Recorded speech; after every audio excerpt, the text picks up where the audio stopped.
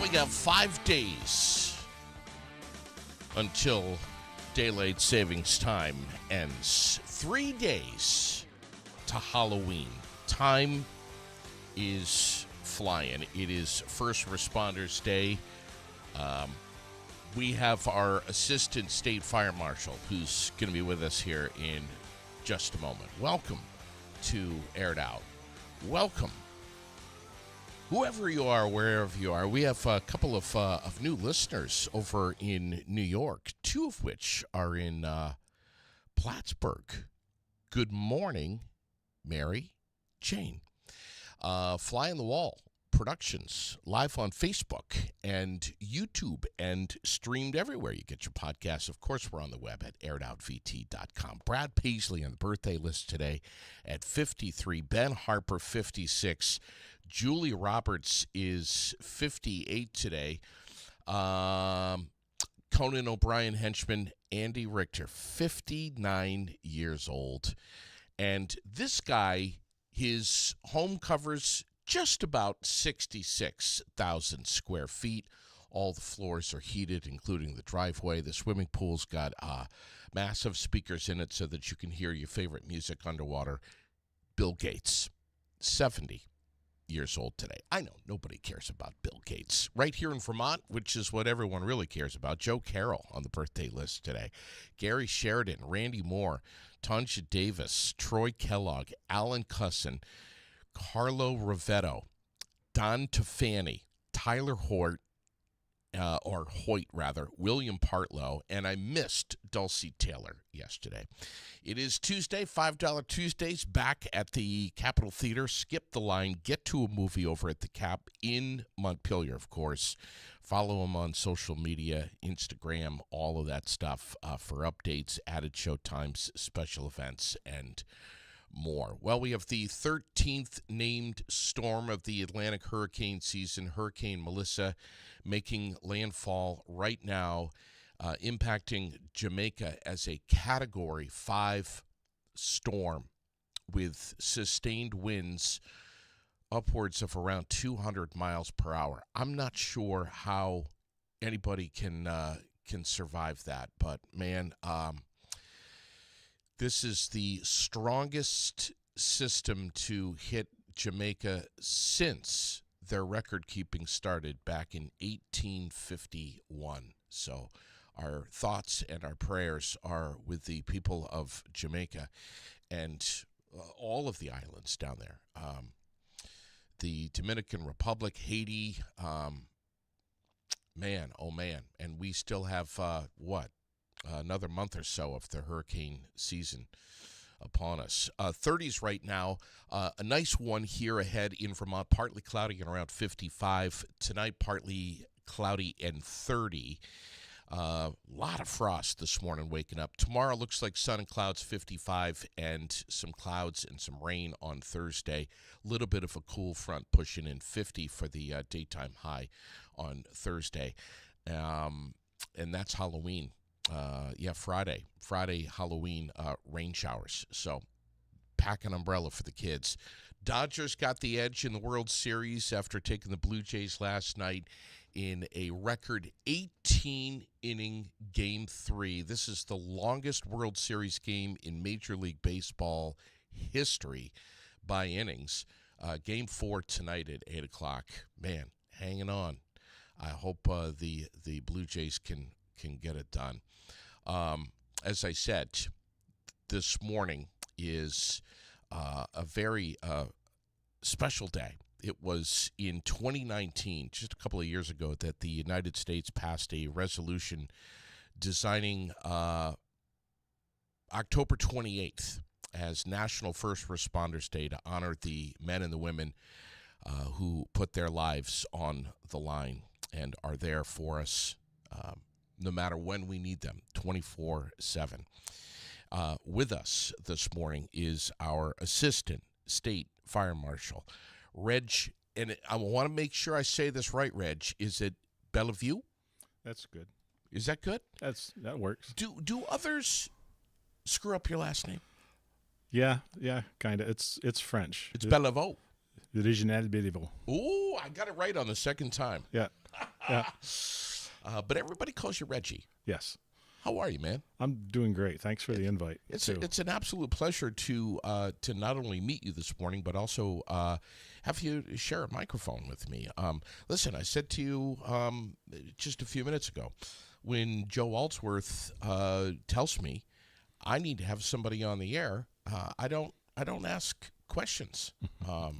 He's a great guy and a fantastic community leader here in Central Vermont. I don't even say Barrie; it's beyond, well beyond Barrie. And he knows what's going on, and he knows the best people to have on the air to talk about the most important things. I appreciate that. I appreciate Joe also being a good partner. Tell me, first of all, thank you to all of our first responders here in our state, no matter who they are, men and women. It doesn't matter. Fire, police, ambulance, everything, everyone on this First Responders Day. We are all, every single one of us, completely screwed without each of you. Appreciate that. We love you. We rely on you 24/7, no matter what the weather's doing, no matter what's happening. So kudos and a tip of the hat to all of our first responders this morning here in Vermont and beyond. Wonderful to have you in here, man. First of all, I would love to say let's make this a little bit of a habit if we can. Let's get you back in here. Sure, that'd be fun. Talking about fire safety is massive. This is probably, and I've said this to Joe before, this is probably one of the biggest subjects that I think so many of us are guilty, myself included, of just taking for granted. Is that we get caught up in our routine. Things are good. We're busy. We're not always thinking about stuff like this. Our fire alarms, our fire prevention stuff, whether our home is safe, bad habits that we may or may not have. And especially this time of year when things start getting chilly. We're turning on space heaters. We're cranking up the heat a little bit more. We're not really thinking about whether or not we had our furnace cleaned or our chimneys cleaned. We get busy. We get caught up. Yep, absolutely. We're thinking about hunting. We're thinking about what we're doing for the holidays. We're thinking about maybe doing some installation work in our house, but we're not really thinking about fire prevention so much. What are we doing here in Vermont to kind of combat that a little bit? So within the, let me go and try to frame what my job is. So I fall under Department of Public Safety, Division of Fire Safety, under the Fire Marshal's office, and I'm an assistant fire marshal, but I do not do inspections. I am public education. So I go out and I do these programs, present these programs throughout the state. Okay. So, and you have just schlepped a long way to get here this morning, and we appreciate your time and your dedication to this. What is the 802 Fire Safe program? This is something that I think I've seen that logo in the past before, but I'm not sure what it means. Okay. So let me frame it as Fire Safe 802 is a state program that we established through a firefighters grant that would help distribute home fire alarms to single-family homes that require them. Fire alarms have basically a 10-year life. After 10 years, it's recommended that you get rid of them and replace them after 10 years. So the Fire Safe 802 program is very, very similar to the Sound the Alarm program the American Red Cross offers as well.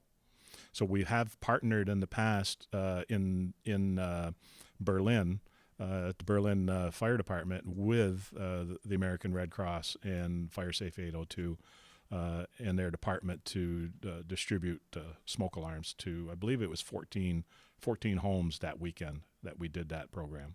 Wow. last year.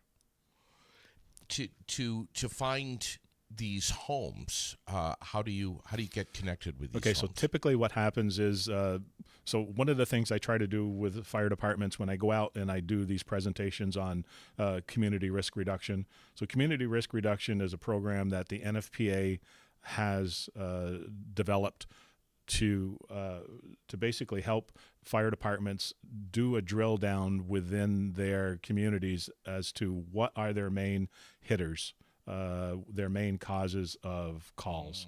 Okay, so community risk reduction is basically take your department, look at what your high flyers are.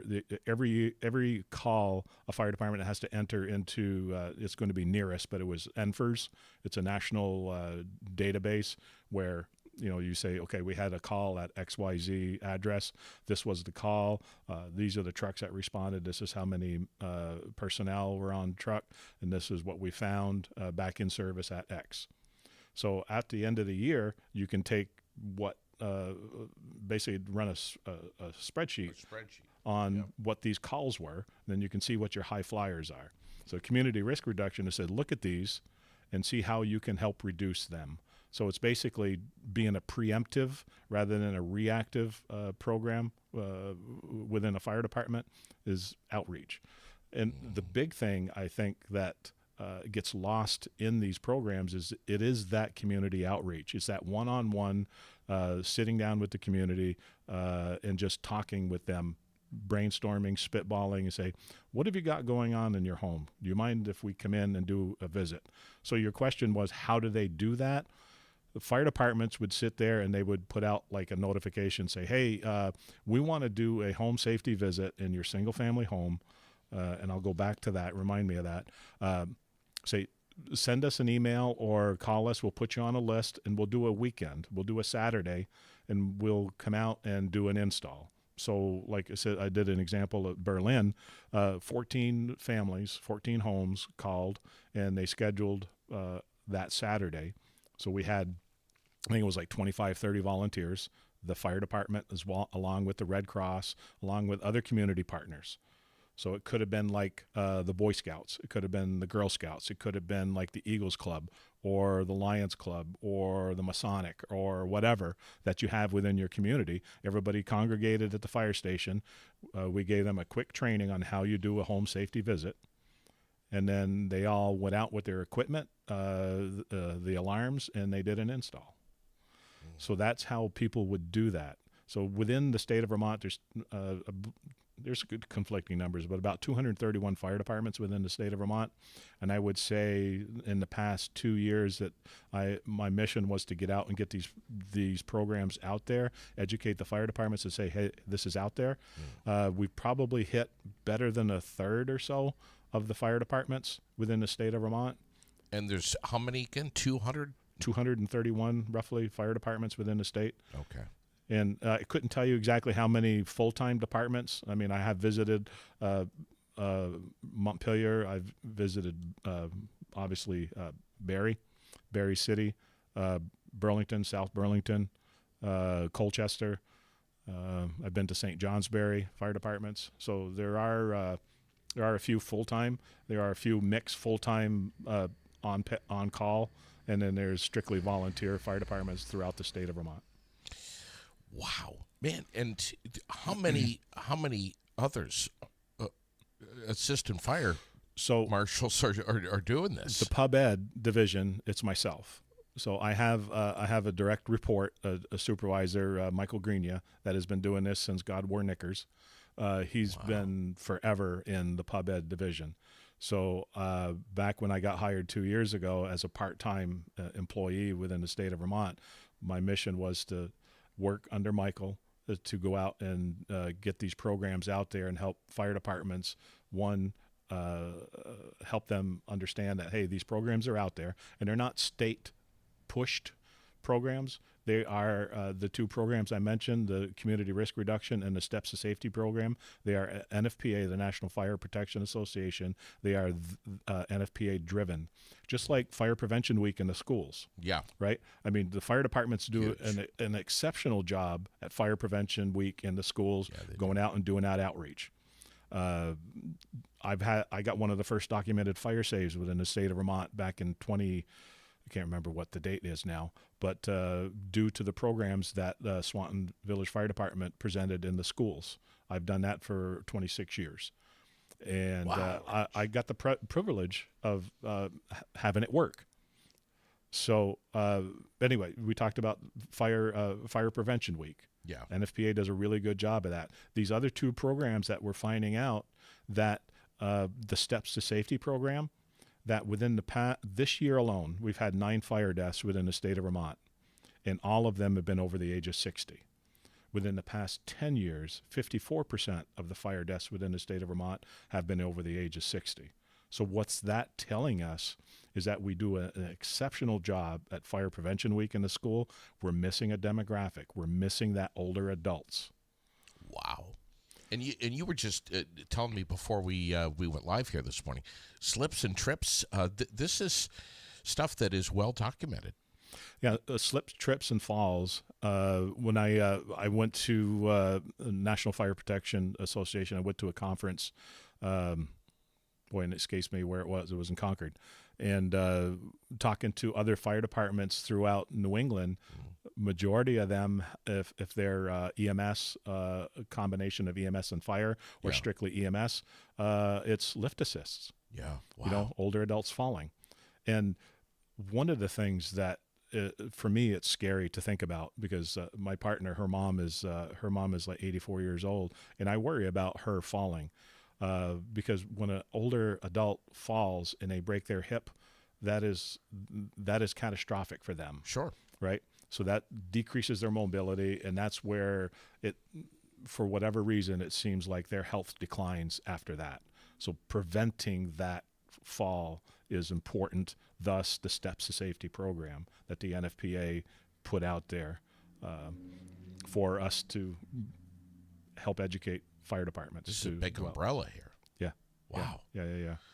And combine, mobility or general mobility with egress, and throw in, a cooking mishap. Yes. This is a very bad combination.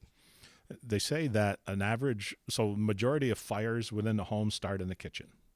Okay, it is heating also. Smoking is a large cause, but one of the number one causes are cooking fires in the home. Yeah. An average kitchen fire through the insurance companies, I've heard $74,000 for an average kitchen fire.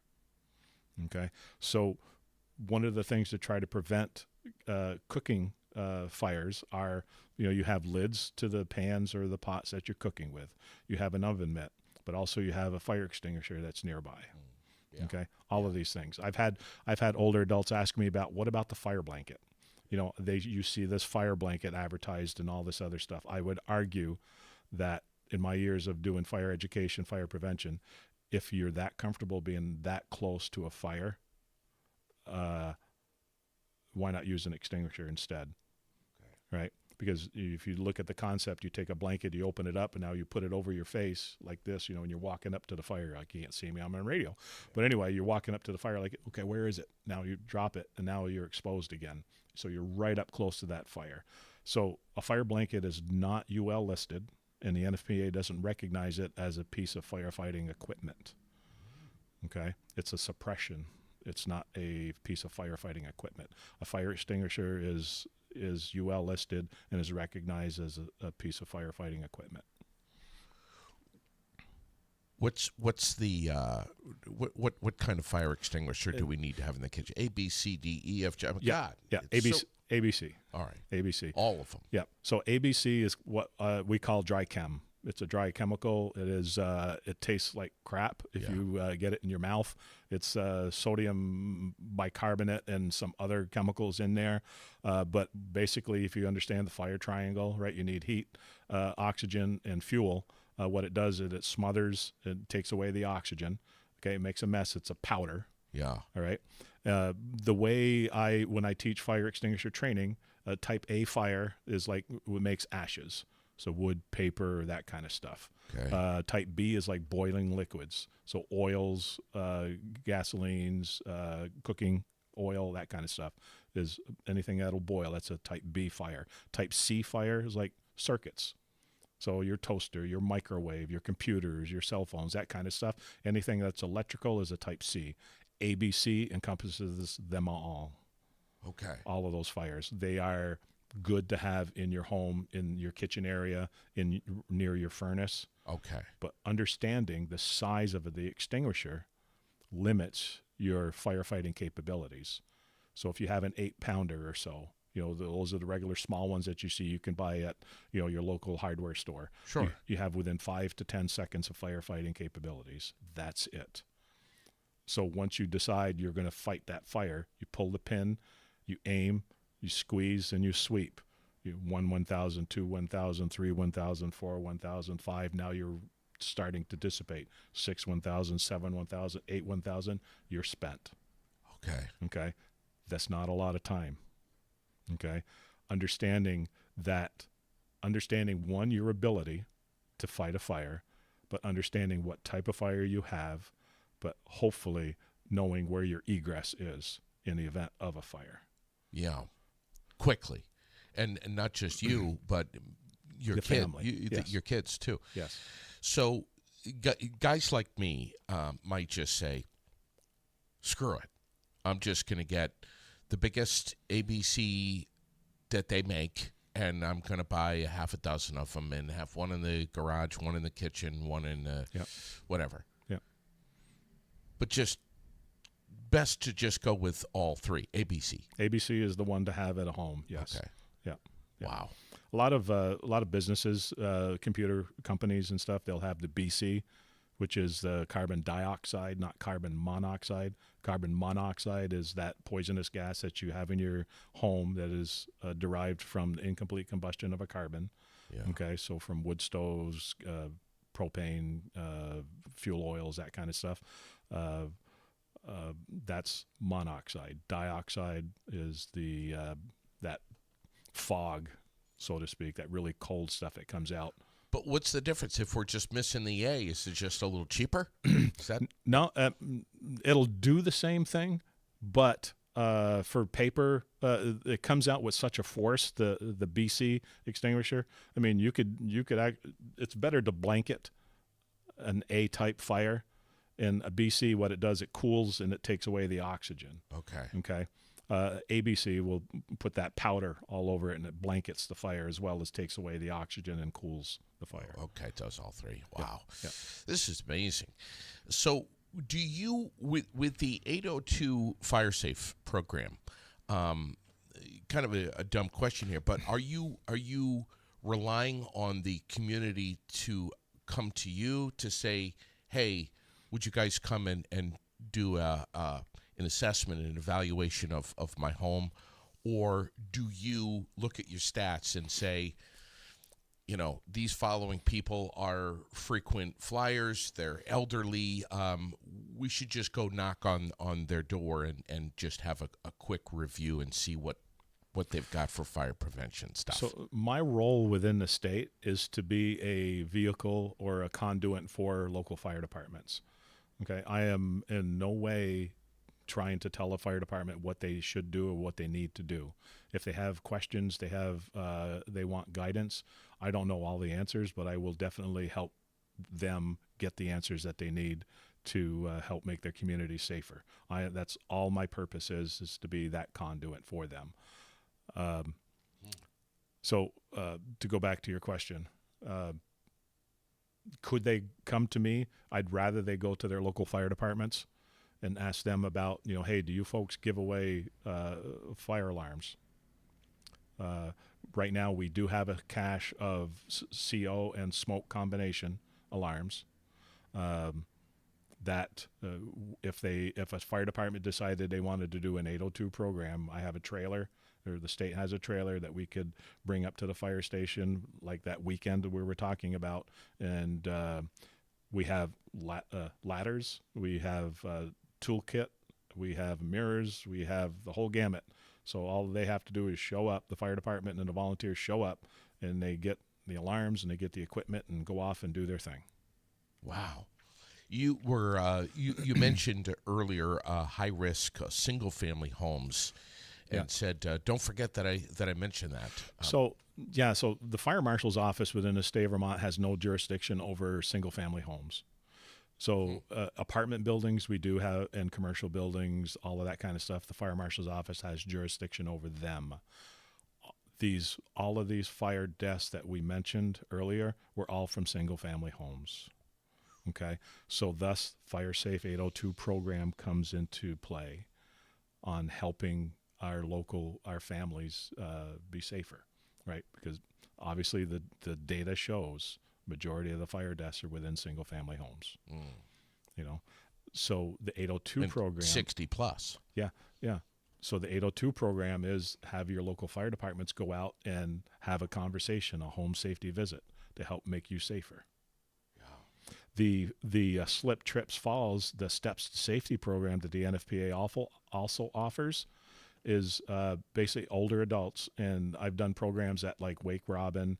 I've done a program up here for visually and hearing impaired with Joe. Yeah. That was I had a ball there. I've done Chittenden County Community Services, where it was a special needs group. I did a fire extinguisher training for that group.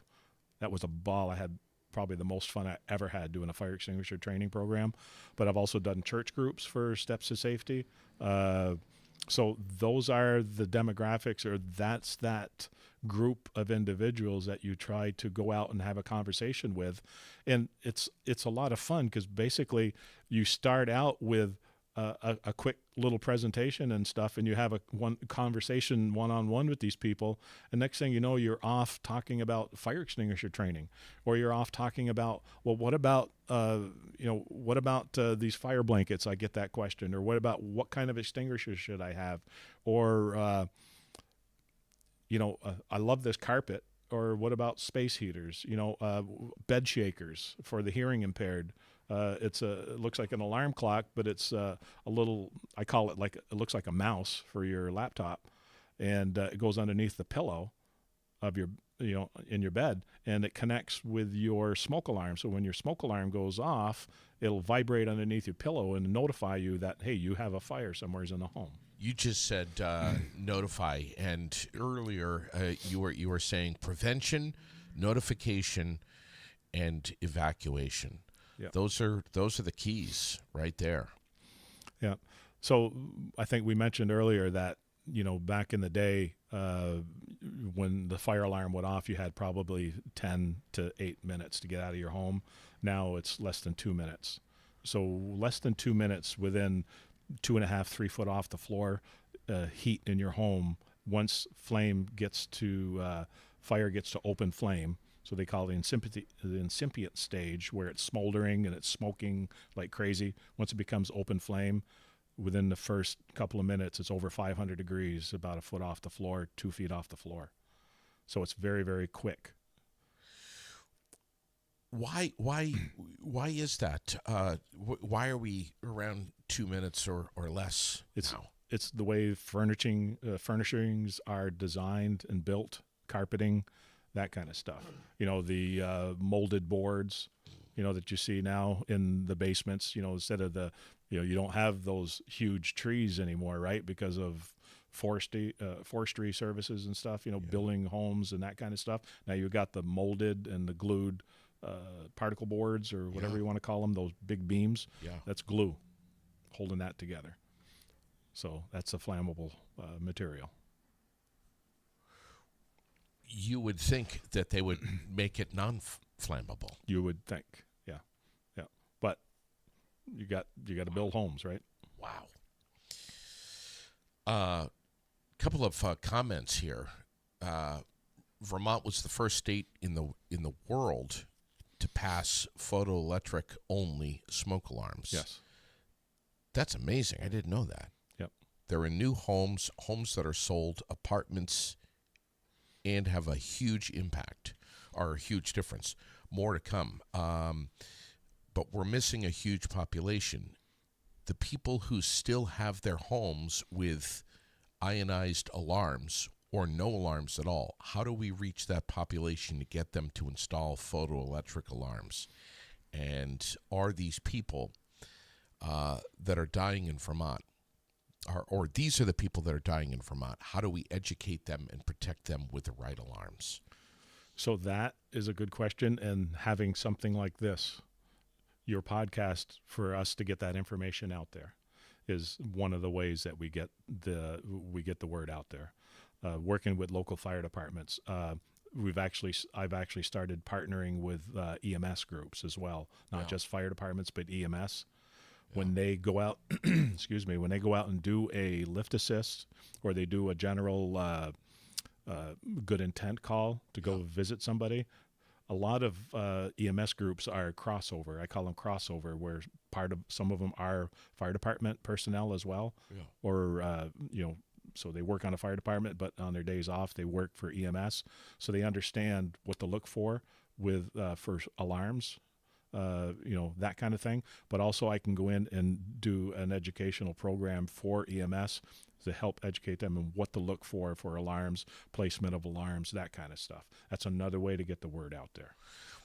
Just had Jody Emerson in here yesterday from the Central Vermont Career Center, and I know that they do fire safety and like a fire school there, education with youth, which is so important. And District 6 and 8 are teaming up with the Central Vermont Career Center, doing some big things in the coming year, which is wonderful.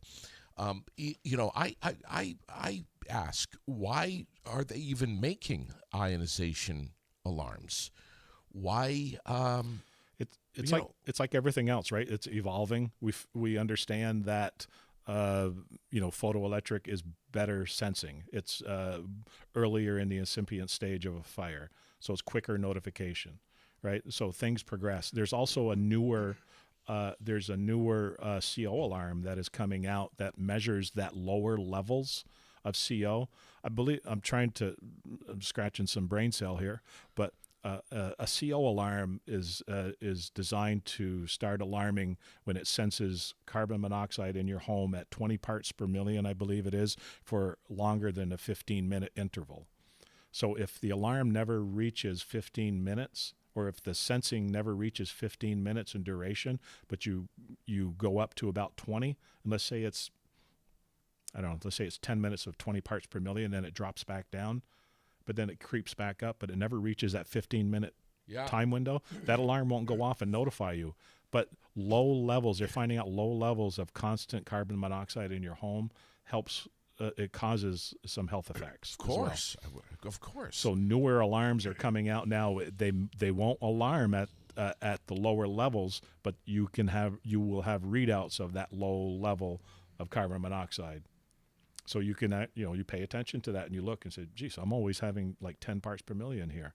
I have to have something checked to see why am I having these low levels. This is amazing. Amazing to hear this from you. And it hopefully it's making people that are listening think, what's in my house? What do I have? Yeah. In what rooms? Where? When's the last time I checked my batteries? I think part of this too, JD, it's not the fear factor. It's what we're trying to do is educate. So an educated population is a informed population, right? So we give them the tools, with the fire department, we give them the tools, and to help better understand how to get the information out there. And the more the public understands and the more the public knows, the more educated they are, and they can make proper choices. We don't want to tell a homeowner what to do. All we want to do is inform them that these are the right things they should look for. Folks listening right now, if they would like a free home analysis, should they contact 802 Fire Safe, or should they? What do they do? Or do they contact their local fire department? Contact their local fire department and go through there, and then the fire departments will notify me, and I can help them set up a program. Okay. Yep. It's that simple. It's that simple. Yeah. I mean, and obviously, so some fire departments within the state of Vermont, I mean, you have really small departments that have 30 calls a year. You have some departments that have 30 calls an hour. Yeah. Right. So there's a wide range of fire departments out there, and a wide range of skilled fire departments and staffed fire departments. A lot of fire departments, they'll rely on a mutual aid system. Yeah. Like Groton, for example, they'll rely on their neighboring town to help them with larger fires, but they also team up for fire education as well. Swanton, where I'm from, Swanton and Highgate, we did a mutual aid fire prevention program in the schools once. So I partnered with Highgate and we co-taught fire prevention in the school. We do a lot of that type of stuff. So you're sharing information, you're sharing ideas with local fire departments, and then now you're expanding your staff to be able to go do these home safety visits. So you're not relying on your group of 15 or 20 firefighters. Now you're expanding that to 40 potentially firefighters to go out and do a home safety visit. What do you say to our younger demographic that is maybe in high school and thinking beyond high school and thinking about getting into fire science? So you mentioned Central Vermont has a program here in the high school. I know St. Albans Career Center also has a firefighter program. Swanton has a cadet program where we teach firefighters that are, I believe, 16. You can come in and become a cadet firefighter. So you'll get a pager, you'll get a set of gear. You would not respond to a fire, but post the fire, they would probably have you come in and help pick up hose. You come to the Monday night trainings, that kind of stuff. You educate people on, or educate the younger adults on fire prevention, fire safety, basically. And we've had, I can tell you that we've had assistant chiefs, lieutenants that came up through high school within Swanton Fire, that through the cadet program. You know, once you that bug has bit you, boy, it's hard to shake it. I've heard that before. I've went 36 years. I've retired since COVID, in the middle of COVID. So my prior life, I was I used to work for IBM for 26 years. I was a hazmat tech all 26 years. So I've been a hazmat tech for plus 36 years. I retired from the state hazmat team. I used to be on the state hazmat. I used to be on Swanton Fire as well. 36 years. I retired through COVID, in the middle of COVID, because my other career, I was a Swanton Village manager. Yeah. So I had to manage the community. Yeah. And trying to figure out how do you run a community in the middle of COVID. So something had to give, and I had to focus on the community. So I backed off and retired from fire department and state hazmat. But you don't check out, man. You still got your nails in. I haven't figured out how to retire. This is my third career. I'm still the emergency manager, emergency management director for Swanton for plus 1988 is when I became Swanton's emergency management director. A couple of fire departments, Montpelier, Berlin, Barrie, have, I believe those are the three. I could be missing one. Have teamed up recently with the Central Vermont Hospital. Yes. And ServPro. What's that all about?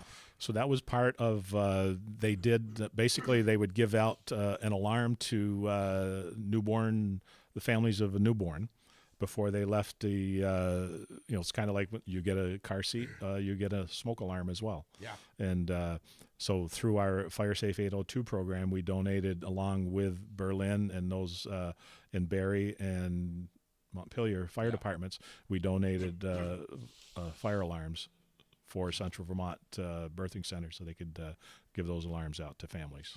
They're thinking about everything other than a fire. They're thinking about the car seat. They're thinking about the red or the blue or whatever it is. But they're just not thinking about fire. Yeah. It's or carbon monoxide. Right. And the alarms that we handed out, they were dual, so CO and smoke. Yeah. So they detected both.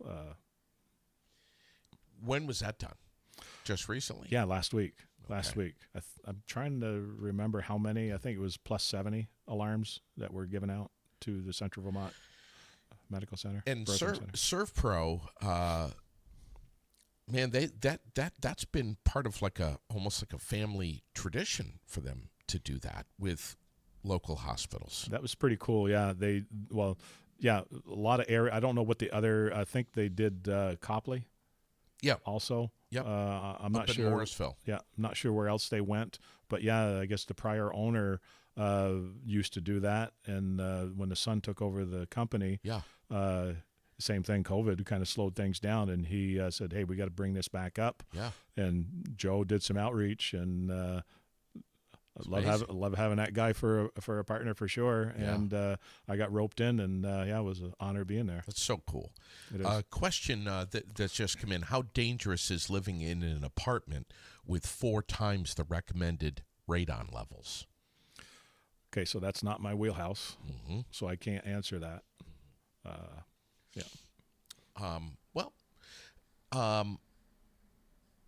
Y'all are such an integral part of our community. What you all do, not just fighting the fires, but preventing and educating, is so tremendous.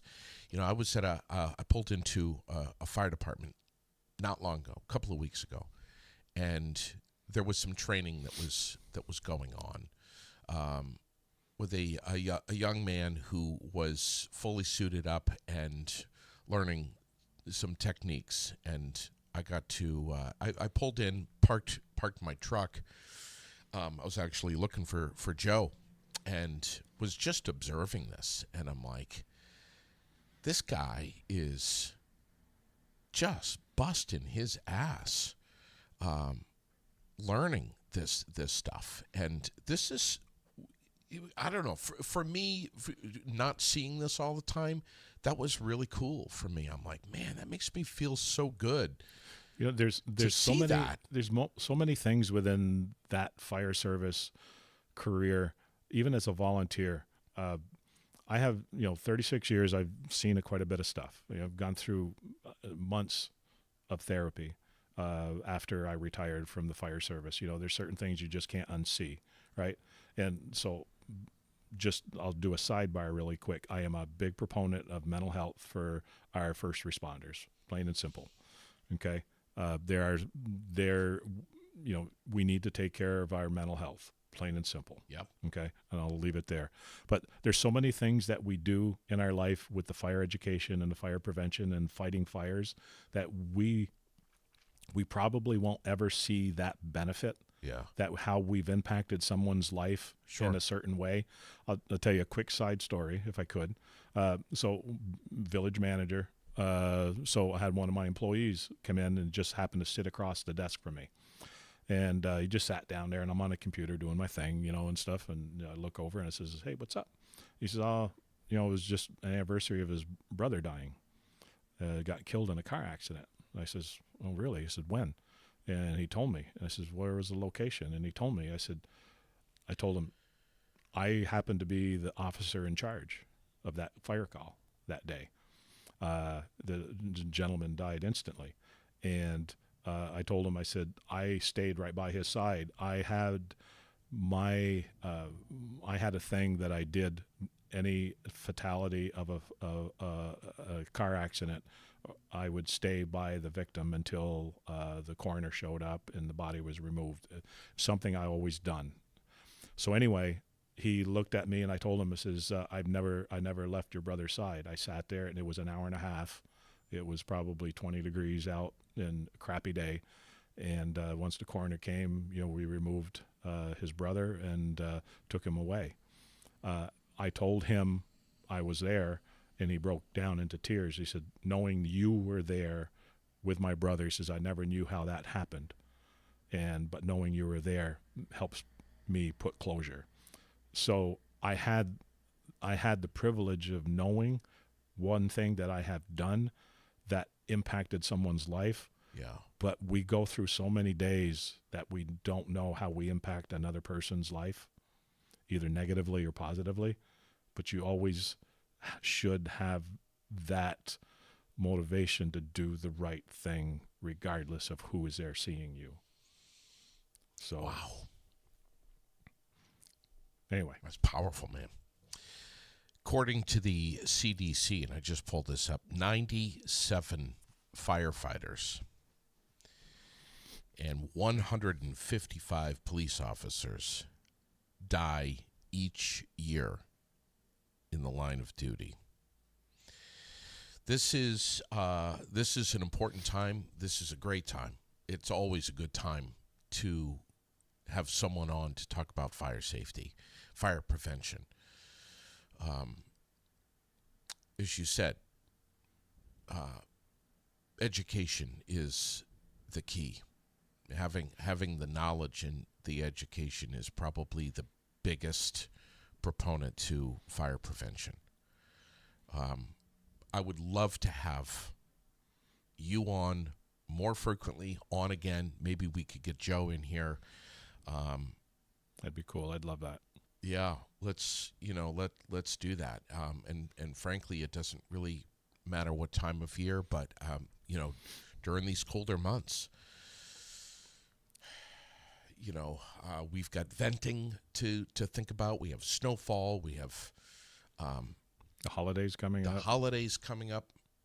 Yeah, there's a lot of stuff going on, and you guys serve as a great reminder to me to just kind of tap the brakes in a few other areas of life that we're very preoccupied with, and remember fire safety. I mean, it's not the most exciting subject to talk about, but think about those smoke detectors, those fire alarms that you have in your home, and yep. whether or not you have a fire extinguisher, and if so, how many, and how are they rated, and when was the last time that they have a shelf life too. When was the last time that they've been checked? Turn them upside down, give them a bang with a rubber mallet, and make sure that they're ready to go. Yep. This is great stuff, man. This is a day that is serving as a National Day of Gratitude, National First Responders Day.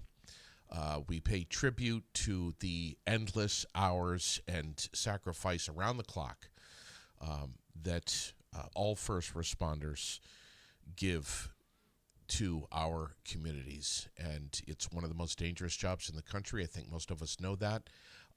We should take a moment today, pay tribute to fallen first responders as well.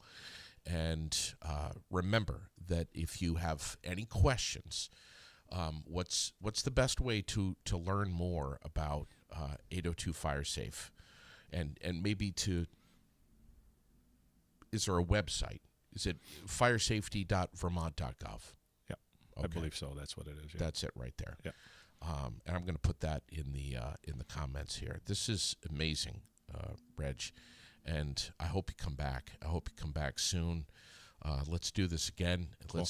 Let's get Joe in here as well, and we invite any other firefighters, fire departments, first responders to get in here and keep banging this drum.